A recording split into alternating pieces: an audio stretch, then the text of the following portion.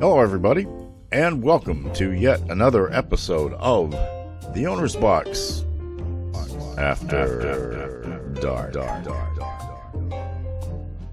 I'm your host, Mark Farinella, and I'm not wearing any pants. I wanted to say that at least once, and this is the 53rd episode, so I've waited this long. I'm not wearing pants, but I am wearing a very good pair of Adidas Climacool shorts. So, hey, I live in the studio. What do you expect?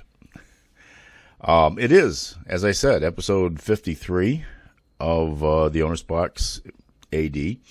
I have done so many of them now, and it's more than a full year now since I started, and that's a pretty impressive little total.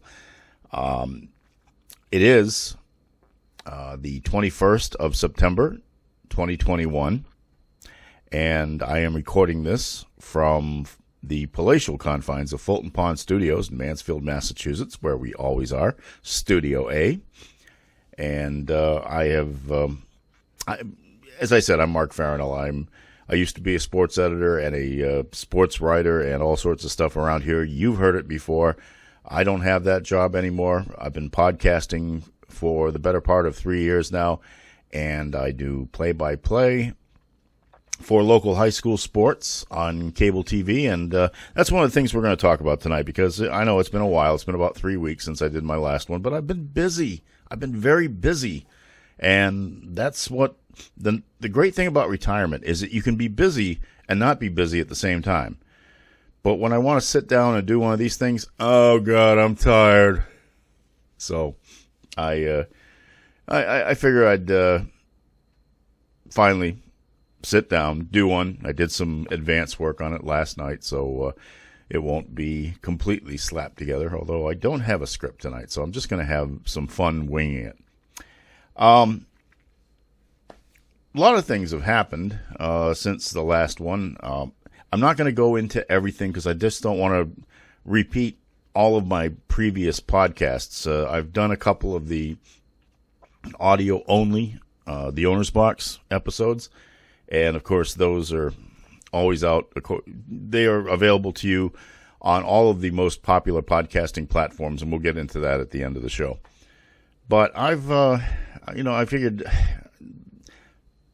what I do right now with myself is I am indulging myself in a pursuit of joy that I never had a chance to do prior to this, and that is to be a play-by-play announcer. Now, I've gone into it all before in the past, so I'm not going to bore you all with the details of my history. You've already heard it, and if you haven't heard it, there are 52 previous episodes, and I promise you, if you go to YouTube and click on my channel, or just go to YouTube and write in a search for The Owner's Box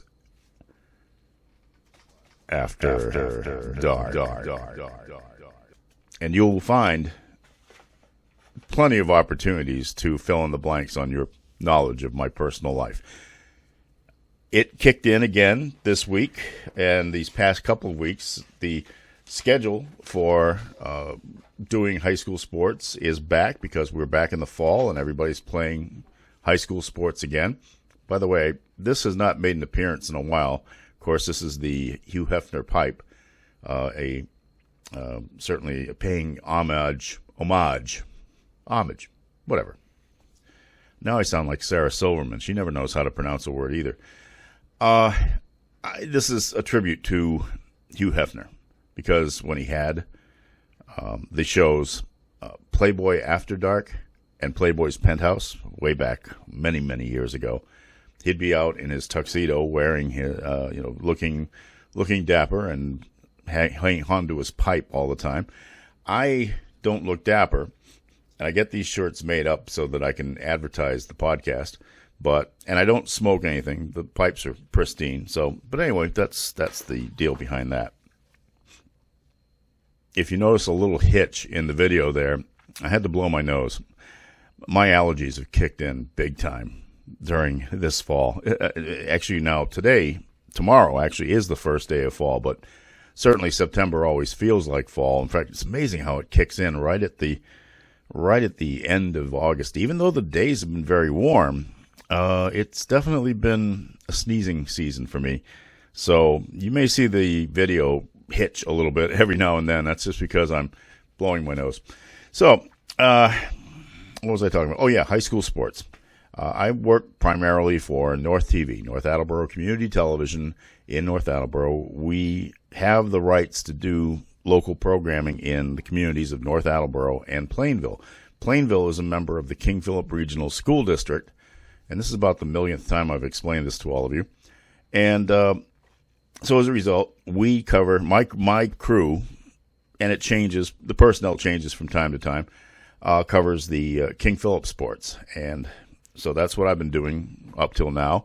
I work football with my longtime friend Glenn Farley, a former member of the Patriots beat with the Brockton Enterprise, and his father was a sports editor there for many years too.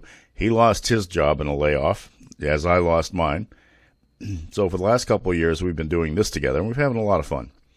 And I work other sports with other people, and it's still just a great thing. I don't get paid a lot. In fact, in some of the communities I work, I don't get paid at all, but I'm not doing this for the pay. I'm doing it for the fun. So I think we'll start. I just want to show some highlights. And in all deference to North TV, I do give you credit, so don't get mad at me for clipping these things off of my own computer. But this is from King Philip's opening game. The Warriors, who finished 4-3 in that 4-3 in that strange Fall 2 season is what they called it, because they had to play football in the springtime back in March and April. And as a result, they've only been away from the field for 4.5 weeks. And most of the kids from that team have come back. So I have a feeling they're going to be pretty good. There's some really good teams in the league in which they play. But they're already, at this stage, as we record this tonight, they have a 2-0 record. They have played non-league games. They played Boston College High School for the first time ever in the history of the school, and that school, King Philip, dates back to 1960.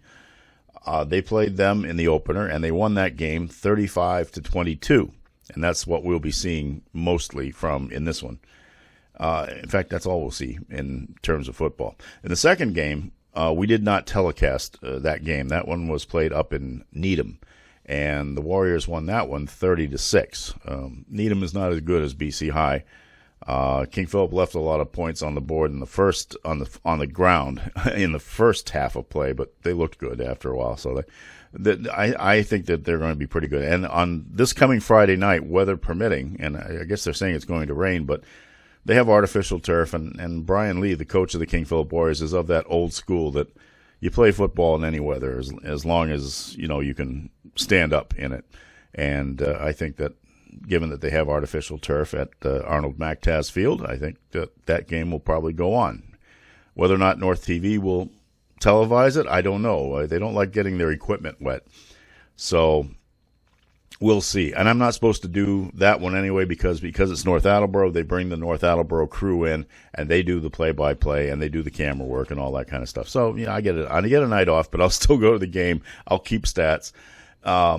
I'll give you a schedule of what my crews are going to be doing a little later in this telecast, or in this podcast, rather. I get my terms. You see, I'll tell you why I get it all mixed up.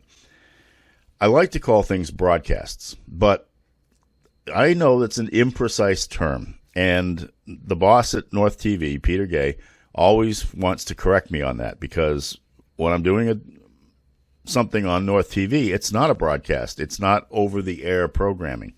It is either a cable cast, which is what he prefers, or I prefer telecast because I just am more into the technical term, I guess. So as a result, I get all screwed up whenever I want to refer to something. Am I a broadcaster? Am I a cable caster? So I'm a play-by-play announcer. That's what I call myself for the most part. And although now, these days, with the live streaming capabilities that we have, and all of the King Philip games go out live, but it's live via the internet. So it's not broadcasting per se, but it does get a broader audience. In fact, I think I've mentioned it before. Some of the games that I've done in the past, whether it be in North Attleboro or in Mansfield, we have gotten feedback from people who are watching it in all corners of this country, or in Aruba, or in England. We had at a volleyball game last year, a parent came up to us and said that her parents were watching in England. So how cool is that? I mean, you don't get to watch The Bachelor in England simultaneously. Well, they probably do. It depends on what networks picks it up, I guess. Anyway, highlights from the King Philip Boston College High School, and I'll set them up, and hopefully my editing skills will get them all in place correctly if I remember what I did last night correctly. What you're going to see first is actually going to be the first touchdown, but also what led up to it. It was early in the game, almost right off the beginning. Boston College High School is in its first possession, and the quarterback for BC High, Brennan Malone, throws an interception to King Philip senior Nick Viscusi, and he picks it up and almost goes into the end zone. And, that was a great return. He just got knocked out of bounds right at the one. I think if he had actually reached the ball out and been able to maybe knock over the pylon, maybe they would have given him the score. But as it was, King Philip scored pretty quickly after that, and we will show you the first of 3 touchdowns by junior running back. His name is Ryan Gately. He likes to be called Rudy Gately, and you will see me struggling. You'll hear me struggling with that in these clips, but I will probably get used to calling him Rudy Gately, because if that's what the kid wants to be known as, that's fine with me. The way he's playing, we can call him anything. We can call him Ray, we can call him Jay, we can call him anything he wants, as long as it's clean. Okay? So, the first highlight will be the interception, followed by Gately's first touchdown of the game. Malone in shotgun formation.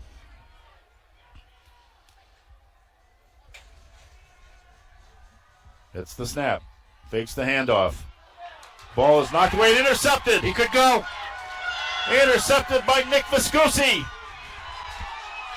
And is he in? No, he is knocked out at the 1 yard line, I believe.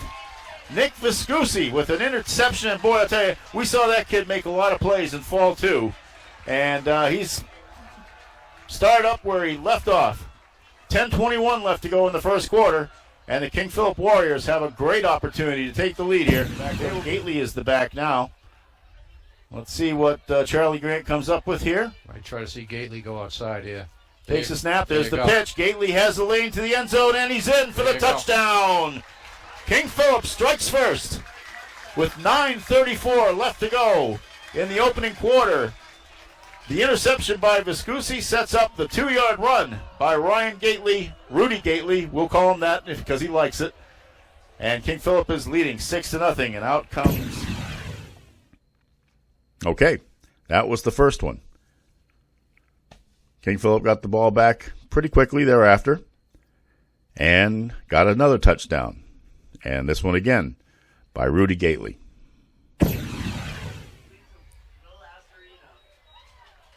As you said, that fullback play was very effective last year, and they're not shy about using it this year in the early going. And 24-yard line now, and second down and about 2. Grant behind center. Gately, big room on the right side. He may be on his way into the end zone, and he is. Rudy Gately, wow. Touchdown. 1 minute and 32 seconds left to go. He had nobody around him. Absolutely nobody around him. BC High scored on a long pass play to tighten the score up a little bit, but the Warriors were not deterred. They marched down the field, and as you'll see, Gately took the handoff and did a pretty good job of running to get into the end zone for his third touchdown. And as my partner Glenn said, and I don't know if I'm going to leave that in because I think the clip was running a little bit long, but he said, "Have a day, Rudy Gately." And indeed, he was having a day. 7:02 on the clock, and it's running. First half, nice comfortable night here at the MAC. This might be where you roll out Grant. Grant Again, a handoff to Gately. Gately's Gately in. goes against the grain and goes in for a touchdown. Hat trick, third TD. Third touchdown for Rudy Gately. With 6:40 left. 8-yard run. Have yourself a night, Rudy Gately. Now, I'm going to show you a clip of something that wasn't a touchdown, but I want to do this because this kid earned it. The quarterback of the Warriors is a fellow by the name of Charlie Grant. He is a senior. He also plays basketball. You've probably seen highlights of his here as well. He's a pretty good quarterback. He's not a great quarterback, and in fact, they're actually going to be platooning him a little bit this year with another kid to kind of change up the look every now and then.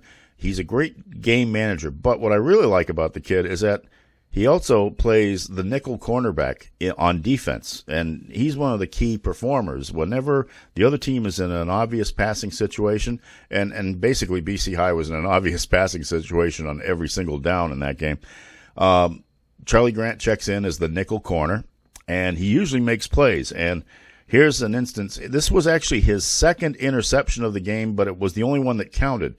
The first one he made was negated by a penalty against King Philip early in the play, but they let the play go. And, he made a great interception. I made a great call, and then we all found out, as usually is with my calls in these games, usually found out I had to backtrack on that because there was a flag down on the field somewhere.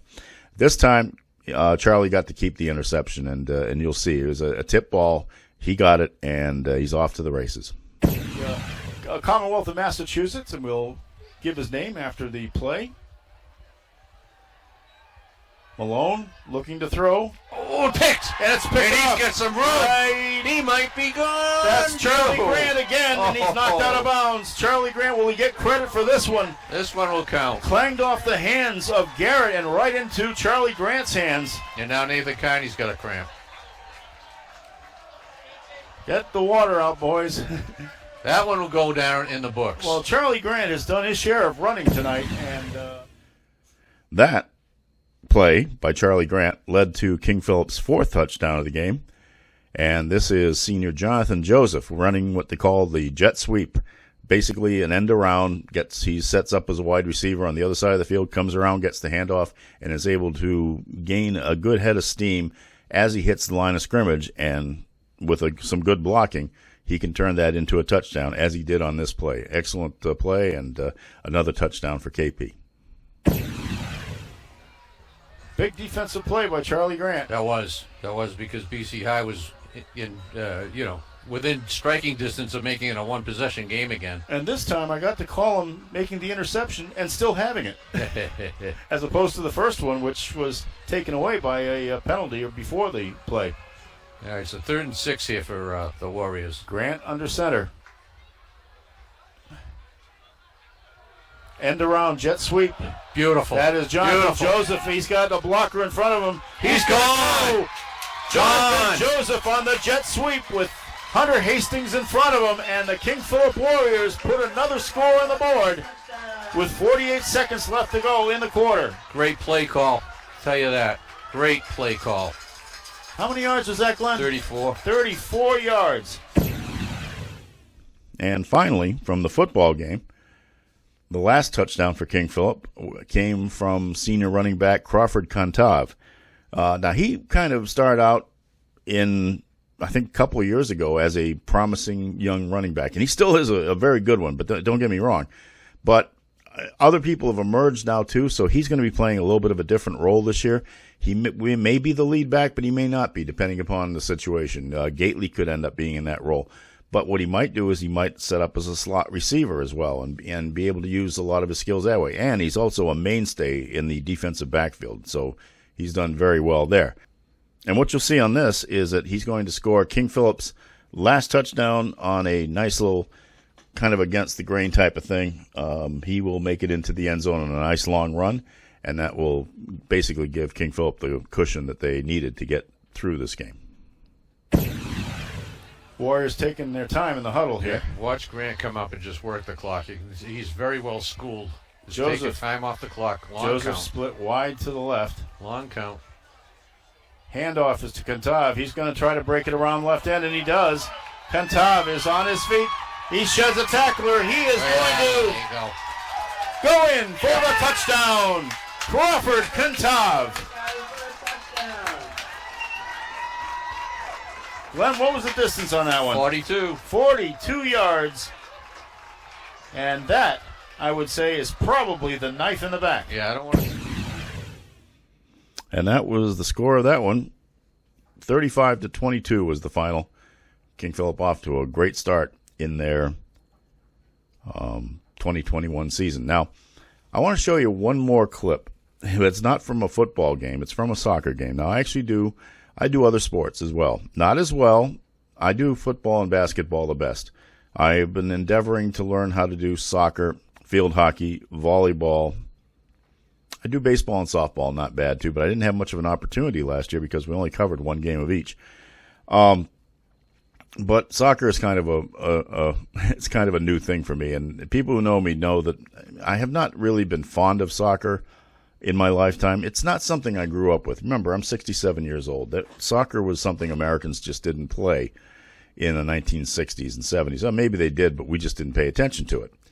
But the sport, it attracts me whenever it's the best that there is. And I watch the World Cup, whether it's the Men's World Cup or the Women's World Cup games. I enjoy watching those because those are the best athletes out there, and they play at an extremely high level. But I'm learning, and I love the kids put a lot of effort into it, and I should not be critical of them because, you know what, they do it. They run maybe 4, 5, 6, 7, 8 miles up and down that field the whole game, and God knows I could not do it.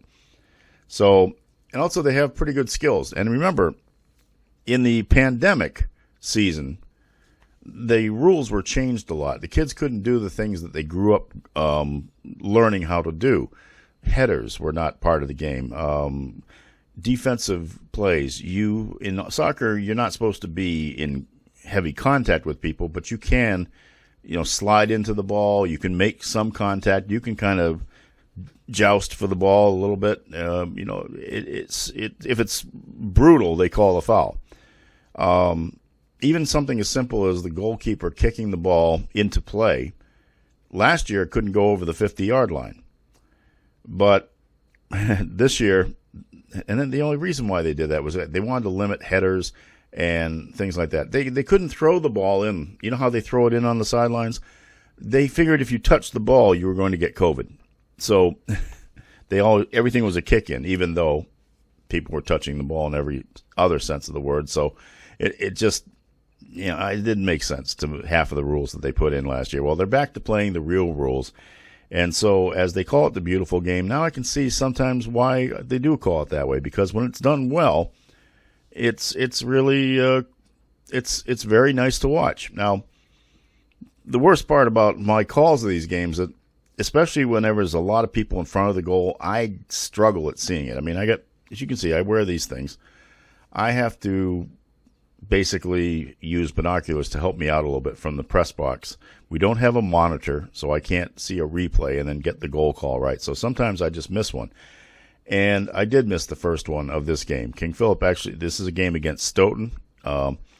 And King Philip actually won it. It was their first win of the year, and it was a 3-0 game. Now, there were 2 goals scored in the first half, and I missed the first one. I gave it to somebody else. Fortunately, I corrected my mistake for the second half. But on this score by Stephen Griffin, there's no way I could miss it. And I think I gave it a call, certainly not the kind of screaming call that you hear on the international broadcast, where goal, and so on. No, I don't do that. But I was just impressed by the play, and I almost was kind of speechless when I saw it. But at least I couldn't get this one wrong. So this is the goal by Stephen Griffin in the second goal that gave King Philip a 2-0 lead on the way to a 3-0 victory. And that goes off of a fence. Again, another throw in for Stoughton. Ron Carvalho will throw it in. Headed away, and King Philip gets the start of possession. Up ahead. And a bid. And a goal. Beautiful goal by Stephen Griffin. got control, sidestepped his defender, and right-footed it on a line past DeSantos for a 2-0 King Philip lead.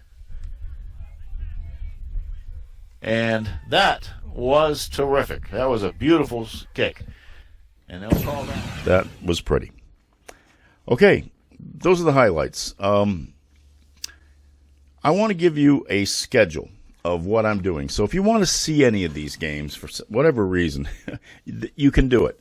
And it's easy because North TV has a live streaming capability. So not only if the game is on live and you know what time it is, you can watch it, but then if they're running it as a replay later on and you know what their schedule is, you can watch it on their live streaming box as well on their website. So what you want to do is you will go to northtv.net. That's northtv.net, all one word with the period net. And when you get to the page, scroll down all the way to the bottom. You see this big red box on the left-hand side of the page, and it says live stream. You click on the little arrow, and that will bring you to 4 options. And the 4th option is the Plainville channel, and that's where we are.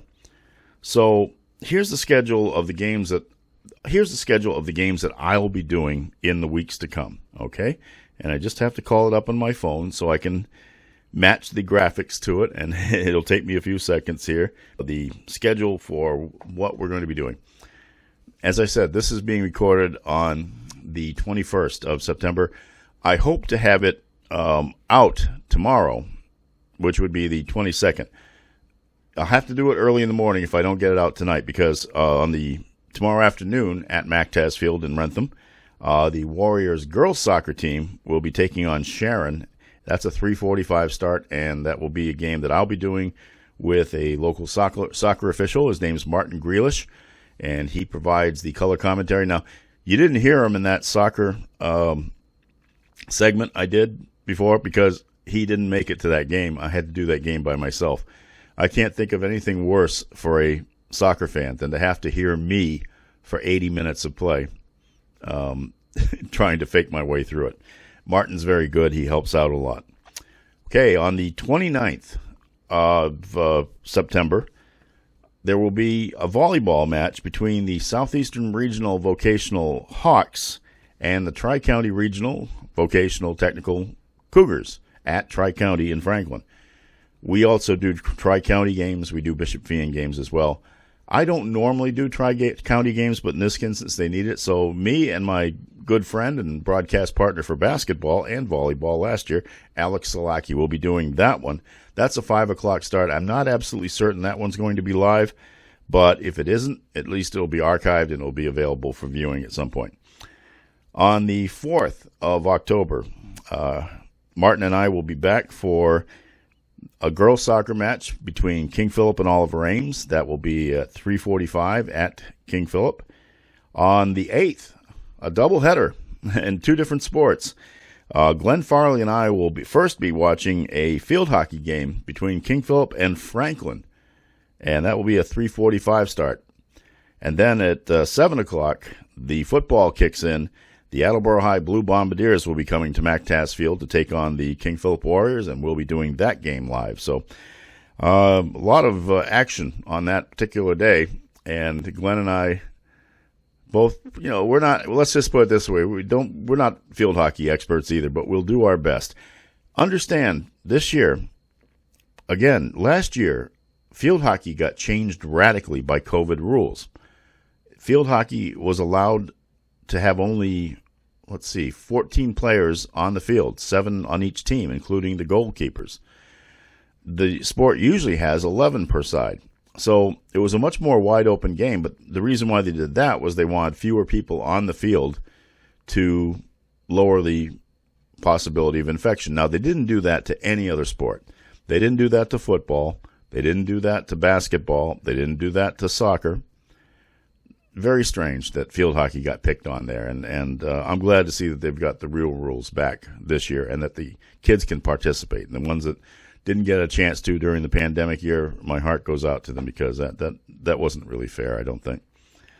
Okay, we'll have a week off after the field hockey and football doubleheader, and then we'll be back in the press box on the 15th of October when the King Philip Warriors take on the Milford Scarlet Hawks, a 7 o'clock start.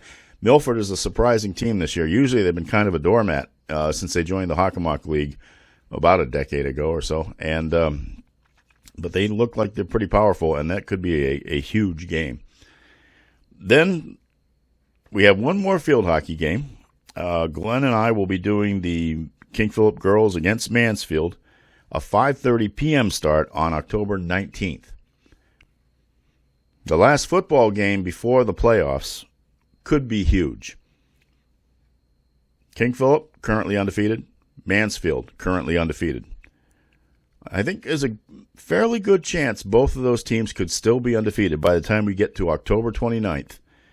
At Mactaz Field at 7 o'clock. That game live on North TV.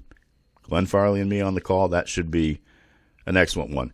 And that's where we don't know what's going to happen after that. We do know that we're going to do the Thanksgiving Day game at Franklin. Even that'll be the only road game we do that I know of anyway at this stage. So that is definitely in the books for the 25th of November, and that's a 10 o'clock in the morning start. But as for playoffs, tune in later, and I'll let you know, okay? So that's basically the rundown on what I'm doing and what hopefully that provides some people some enjoyment and some thrills. I know I enjoy doing it. So that's it. As up-to-date as I can give it to you. And anything changes, I'll let you know. Let's take a break for a commercial, and then we'll be back, and I'll just fill in a few blanks here and there on some things, and I'm not going to keep you here all night, okay?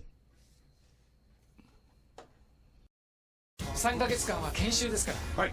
あ、高橋さん、その格好は副業です。副業。あっちに成田くんいました。これも副業？あ、おはようございます。コンテンポラリーダンス。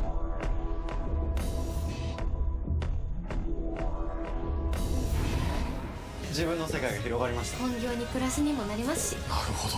クラフトボス。ここで何してるんだ？副業です。この惑星で赤ちゃんをあやすのは何よりも難しい。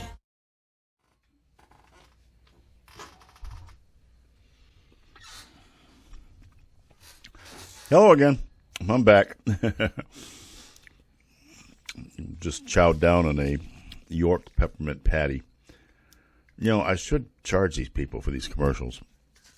I love those things. You know, I always have. I know I shouldn't eat much of them. That's why I get the really small ones, and I don't eat a lot of them. It's not good for me, but I made it 67 years so far. We'll see what happens going down the road. Yes, welcome back to the Owner's Box After Dark. I'm your host, Mark Farinella, and who else would I be, right?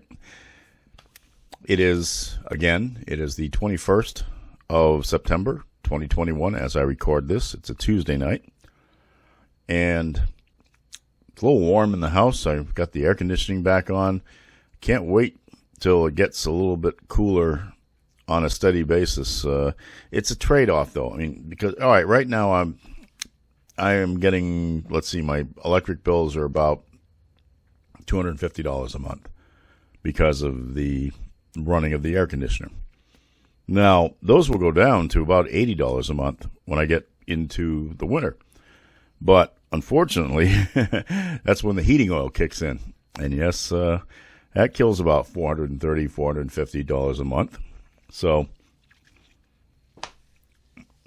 that is the pain of living up here in Massachusetts.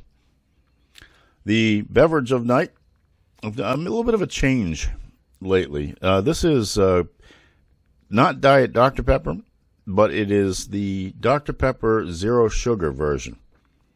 A very subtle difference in the taste. A little less metally, I guess. I guess metal is really kind of the flavor of Diet Dr. Pepper. I always liked Diet Dr. Pepper because that flavor was better than the overly sweet flavor of regular Dr. Pepper. Now, this is not as sweet as regular Dr. Pepper, but it does have a very similar flavor to the diet version. But it's smoother, and I like that. So I've been drinking that lately. If only the Stop and Shop would program its bottle return machines to take those bottles back, because they haven't been, and I've been coming back with these giant bags of uncashed-in bottles. Yeah. The mood candle of the evening has been a popular one for a while. It is the Sicilian Lemon from Yankee Candle. Very light, very flavorful, and we all know, I've said it before, you got to have a Sicilian lemon for a Sicilian lemon. Let's see, what do I want to talk about? Not a lot to talk about, really. I mean, there have been things going on, and I don't want to get heavily into them. I don't want to talk politics. I don't want to talk vaccinations. I'll do my usual COVID thing at the end. But, it is kind of frustrating. Oh, yeah, I'll tell you one thing. I've asked a friend of mine from California to join me in a podcast. Haven't heard from her back. If I can convince her to come on, I would like her to talk about the recall election in California and the battle that Governor Gavin Newsom had to keep his job, which was kind of unanticipated in a way. But California has a strange recall law, and maybe I can get her to explain it, because I sure don't understand it. But he won, and won going away, which is good, because the lead Republican was a complete numbnuts. That's the only way I can refer to him. If that state had been run by that guy, I mean, you think Arnold Schwarzenegger was something. And you know what? Turns out he probably wasn't that bad a governor. But this guy, Larry Elder was his name. No, thank you. So maybe I can get something like that. But, the reason why I would talk about it here is because, yes, A, I do know politics. I'm not just a sports guy. And B, that could have repercussions across the landscape as we are coming closer and closer to the 2022 midterms, which right now, as you know, the Democratic Party holds a very slim margin in the House of Representatives, and we're at 50-50 in the Senate, which means that only Vice President Kamala Harris can break a tie. Now, being a Democrat, she'll break it on behalf of the Democrats. No matter how you feel about which party should be in charge, you have to admit that the mess that was left behind by Donald Trump needs to be fixed. And as long as a certain number of dyed-in-the-wool Republican Trump types maintain power, and they have a vice grip on power in that party, it's not going to be easy to fix that mess. And they have a unique way of addressing themselves in a way that is found attractive by what I call the great unwashed, the disenfranchised, the undereducated, the rubes. Best way I can put it. People out in the sticks that don't spend a lot of time thinking about higher issues, but only kind of what really is important to them, and usually it's fairly selfish, and it usually involves racism. And not everybody, I know. Look, my mother came from that sort of background, middle of Florida. Fortunately, she was intelligent enough to look beyond the upbringing and the circumstances that may have guided her early years. But it'd be interesting to see if indeed the big win by Newsom in California, beating back this challenge, which is basically a Republican engineered, let's see if we can get a blue state governor out while we got a chance. There really wasn't the voting base in California. There are a lot of Republican enclaves in that state. There's a Republican enclave in this state. Massachusetts is, I call it the bluest of blue states, but these towns around here, they all but one did vote for Joe Biden in the 2020 what was the last election? I forgot. 2020, right? Yeah. Yeah, so all of our towns did vote except one, Rehoboth, which is kind of the most rural town in southeastern Massachusetts. And yeah, there were a couple of towns in the farther down in southeastern Massachusetts that voted for the Orange Menace. But Massachusetts, usually can be counted on going blue. California has to be in that, or else nobody gets elected. So maybe the fact that they beat back this challenge and did it really impressively might have a ripple effect, maybe a positive one for some of the other elections that are coming up in the midterms that may tip the balance. Because let's face it, you got some huge issues right now in this country.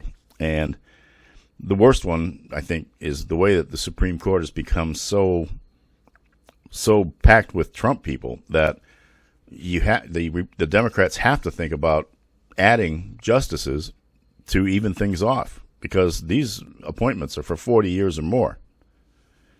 And that some of the I got to believe some of the decisions that have been made up to this point have been surprising, in that some of the older justices have actually sided with the few remaining liberals, and not everything has been passed through. But now you're going to have a challenge to Roe v. Wade coming up, a serious one.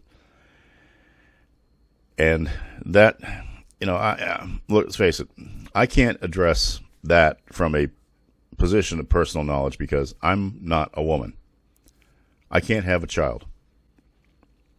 But by the same token, nobody outside of if I break a law, say as in rape or something like that, nobody can tell me what to do with my wiener. My reproductive organs have no conservative cause to prevent me from doing anything with them. In fact, if anything, because I'm a white male, I'm a hero to a lot of the Republican Party, I guess. I'm not in the Republican Party. I'm not in the Democratic Party either, but 99 times out of 100, I would assume I'd vote Democrat. These days, anyway. But I have great friends, great female friends, who have a much more personal reason to be afraid of what their lives are going to be. Now, some of them are getting beyond the age of reproduction, but that doesn't mean that they're no longer concerned about what younger women are going to have to face. In fact, it probably enhances their desire to get fairness for those that will follow. So that's a big issue in this country. Not to mention the fact that women don't get paid as much as men, and there's so much toxic male hatred of women that it's ridiculous. So many men, especially these old white men that are in the Republican Party, they just grew up. They must have grown up being afraid of women or something, because I never have been. Give me a strong woman who has her crap together. Won't say the word. Is willing to take charge, lead. Just people who would do everything that you would expect, I guess, in the old traditional sense, what men did.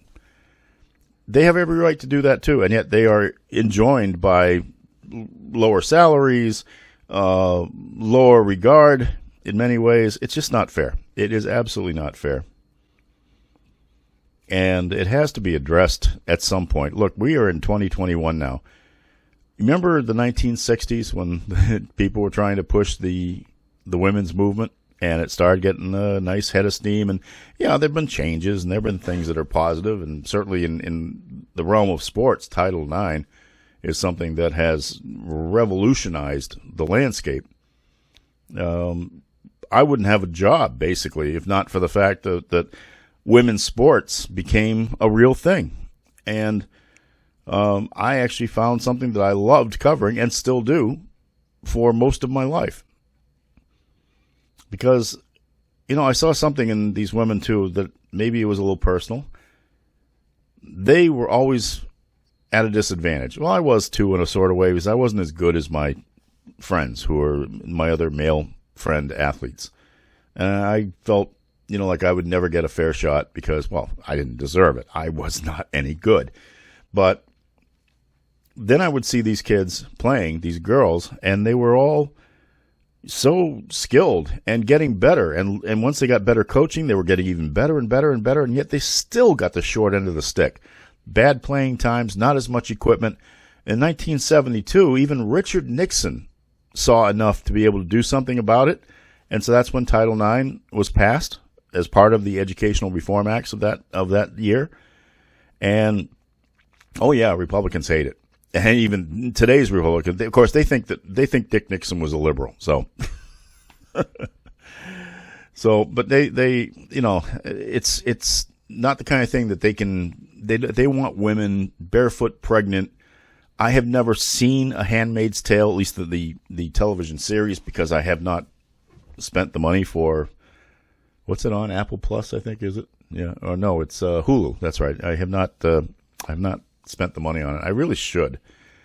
I saw the movie, the original movie, The Handmaid's Tale, and yeah, this dystopian society where religion enabled males to regain this position of undeserved dominance to the point of completely enslaving women. I think a lot of men in the Republican Party and some of the really stupid women in the Republican Party, like Marjorie Taylor Greene or Lauren Boebert, I think they'd like to have that happen. So, I don't know. That's an issue, and that's something that, starting in 2022, if the Republicans regain control of the House and Senate, you have a Democratic president who is actually kind of on, hate to say it, Joe Biden's kind of on his heels right now. A lot of things that he's had to try to straighten out just aren't getting done, and I think you're seeing his stamina start to waver a little bit. I said it to somebody the other day. I said, we need a Democratic president. I just don't know if we need this one. There are also other issues, too. I mean, I heard that Beto, how does he pronounce it? O'Rourke is going to run for Texas governor. And that if he can win that away from the Republicans, that might be one of those game changers. The other state they have to get a hold of is Florida and get rid of Ron DeSantis because he's building up momentum. Of course, this could work in everybody's favor because if people think DeSantis is going to be a presidential contender, and of course Donald Trump wants to run again, no matter how much he's slipping. And if you've watched him lately, you can see that he is losing his marbles. If he hadn't already lost them, but he is definitely slipping even farther. So if you have a big battle between those two in the primaries, and that sort of splits the Republican Party apart, then the Democrats better be damn sure that they've got somebody good that will win the White House for another 4 years or 8, depending upon the situation. Very strange situations we're coming up on here, and it is enough sometimes to make me lose a little sleep. Now, again, I'm not getting any younger.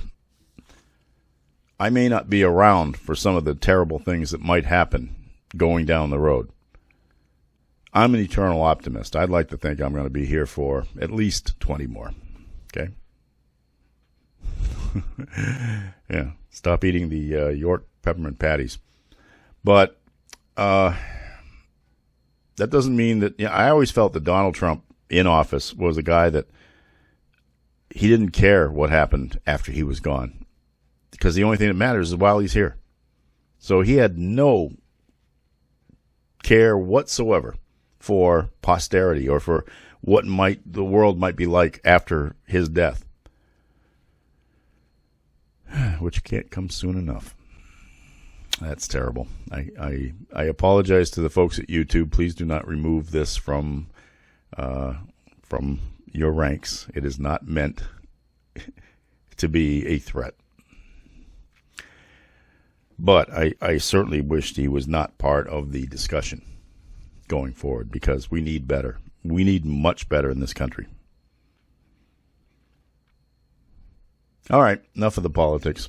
I didn't want to get political, but what do? I get political, right? Okay. Let's see.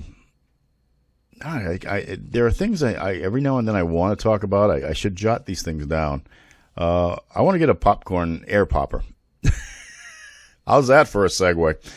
Yeah, I used to have one when I was in college. You know, it was the best way to make popcorn. Well, I remember the first thing I had in college was one of those ones where you put oil in it and it had a little Teflon on it, and you had a bowl that flipped over. Then you let it pop on top of that, and then you flipped it over and you ate it.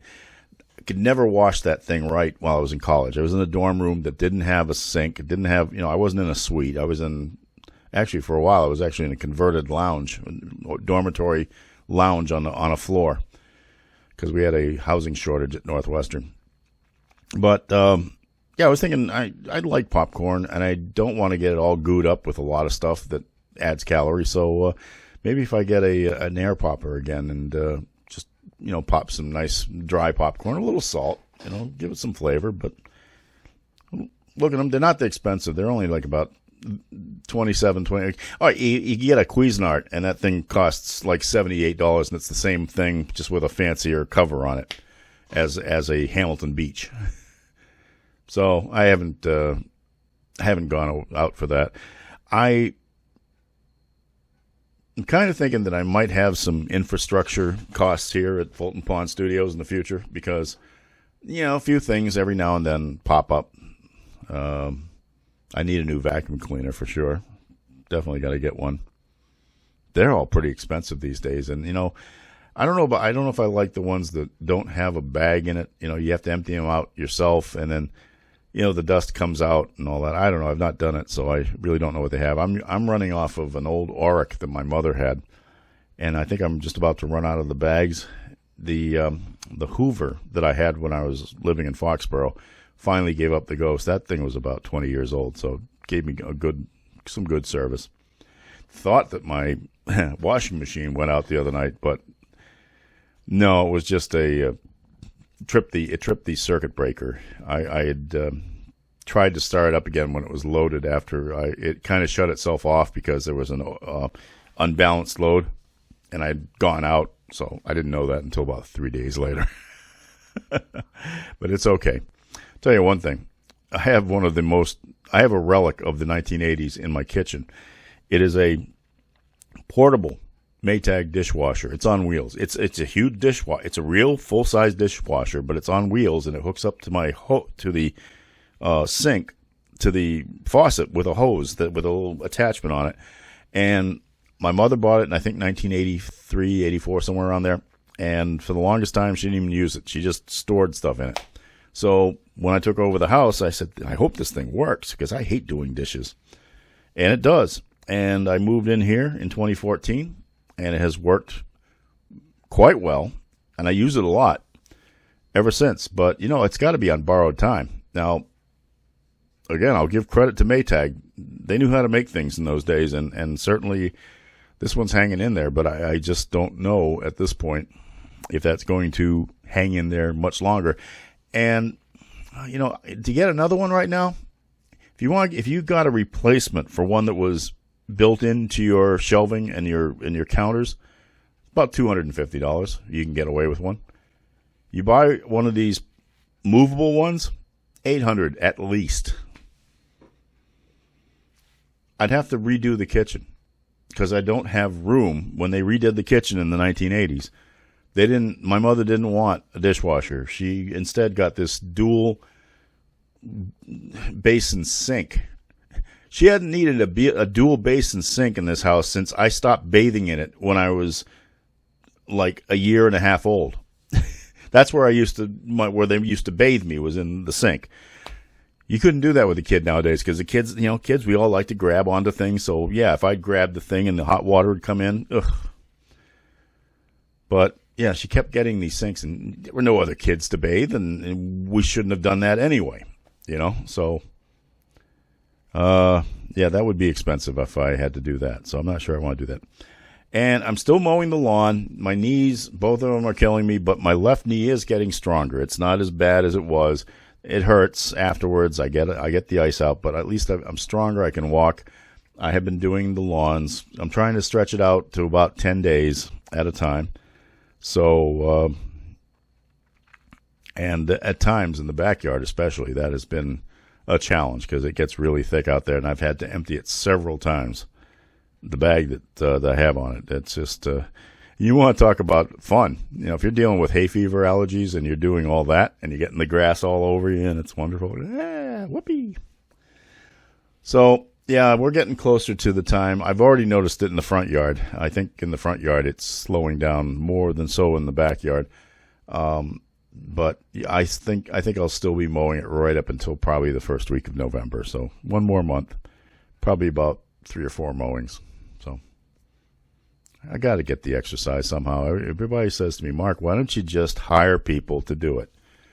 And, you know, I could, but I have them do larger jobs. And, you know, some of that I want to mulch again, but I think I'm going to have to hire people to do that next year. But, you know, the mowing is still exercise. I don't have a large enough yard to justify a riding mower, and that'll just make my ass fatter anyway. So I just want to do what I can to still stay upright a little bit longer and to not totally give in to my advancing age. So, all right, that cornucopia is about as much as I really care to do tonight. You've heard an update on just about everything, on sports, on politics, on on my not wearing pants. I'm covered, don't worry. All right, important things to talk about right now. You can subscribe to my channel on YouTube, and you can see these frequently. But again, like I said, just do a search for the Owner's Box. After dark, and you'll find it, and then you can actually subscribe to my channel, and they'll alert you as to when a new one is up. This is number 53. We've got plenty more left in us. The audio-only podcast, as I like to call it, the original gangsta of podcasts, the Owner's Box. I keep trying to add more of them. Now, I'm at a little slightly slower pace than I was last year. I think we were up to episode 42 now. And I have broken it into seasons. I think we'll be starting the 3rd season soon, and we'll do it by date if I do, because the first one of those appeared on October 31st of 2019. So I think when we get to Halloween, I think we'll switch over to the 3rd season. But the numbers just stay the same. You know, I keep going up in regular. I don't change to season 2, episode 1. No, this is we'll just keep counting in order. So you can subscribe to those, and it's effortless, it's painless, and it's free. They are available on Apple Podcasts, Google Play, Amazon Podcast. I was going to be so smooth when I delivered this. Let me try again. They are available on Apple Podcasts, Google Play, Amazon Podcasts. I forgot what they have a new term for that too. I don't know exactly. I'll have to look it up, but it's available on Amazon, Spotify, iHeartRadio.com, and the one that definitely changed its name, it's called Odyssey. It used to be radio.com. What you do is you go to any of their sites. Again, search for the Owner's Box. You'll likely find it. You may have to throw my name into it as well. And when you find it, just click on it as if you're following it. And basically, they will download it directly to your smartphone. You won't even know it's happening. And the next morning you wake up, you go to your podcast thing, and there's another one. If you want to email me, easy, theownersbox2020@gmail.com. Send me a letter, snail mail, The Owner's Box, Post Office Box 272, Mansfield, Massachusetts, 02048. And don't forget to visit my website, theownersbox2020.com. That's where my blog from the old Sun Chronicle days, Blogging Fearlessly, it is alive and well, and it has new stuff there very frequently. I also have a lot of little topics that are on the left-hand column that are fun. Restaurant reviews. I give you my schedule for broadcasts. And there's always, nowadays, right at the top, you'll see new content alert. And so if you click on the site and you see that, you can see by date if there's something new there.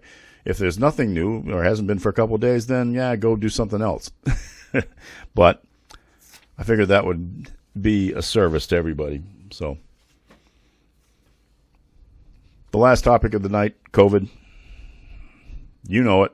I don't have to tell you anything. Use it. When you have to wear a mask, do err on the side of caution. I just heard today that they're talking now about a booster shot for the Johnson & Johnson vaccine, which is what I got back on March 13th. Yeah, I'll get it. I have no qualms whatsoever. I'm not one of those wackos that think that this is a violation of my personal rights. Look, I've been taking flu shots. I had measles shots when I was a kid.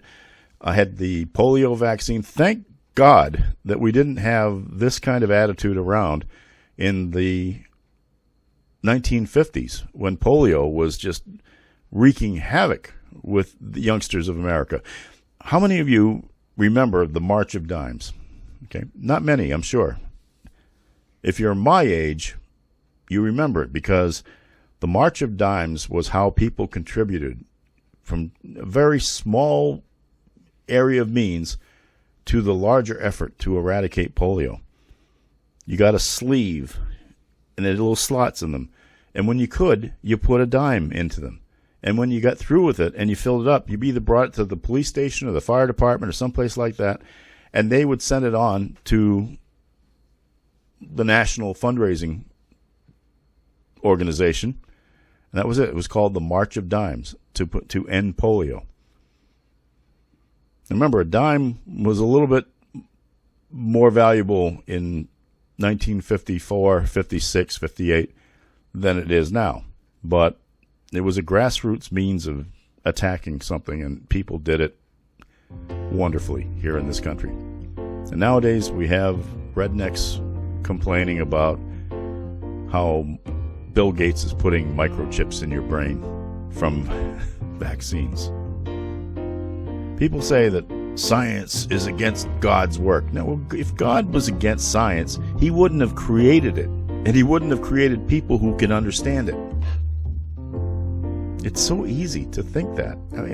And where do these people, where the hell did they go to school? Kmart University? They didn't even get that far. Oh, man. Thank you for joining me tonight. We'll be back with another one of these things pretty soon if YouTube doesn't throw me off it. Please take care of yourself. Take care of your family. I love you all. Good night, everybody.